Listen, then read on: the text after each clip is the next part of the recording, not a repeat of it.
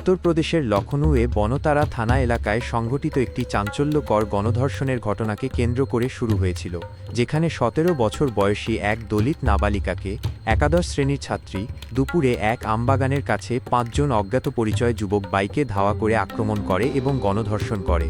ঘটনার পরপরই পুলিশ দ্রুত পদক্ষেপ নেয় এবং তদন্ত শুরু করে।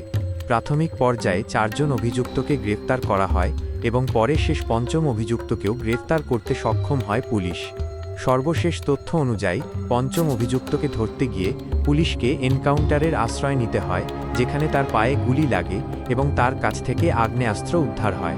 এই ঘটনায় গ্রেফতার হওয়া অভিযুক্তরাও মূলত ছাত্র, যদিও তাদের মধ্যে একজনের পূর্বের অপরাধের রেকর্ড রয়েছে। বর্তমানে নির্যাতিতা কিশোরীটিকে লখনউয়ের একটি সরকারি হাসপাতালে ভর্তি করা হয়েছে, যেখানে তার শারীরিক চিকিৎসার পাশাপাশি মানসিক কাউন্সেলিংও চলছে। মেয়েটি বিপদমুক্ত হলেও তার পরিবার গভীর ট্রমার মধ্যে রয়েছে এবং তারা অভিযুক্তদের কঠোর শাস্তি ও পরিবারের নিরাপত্তার দাবি জানিয়েছে।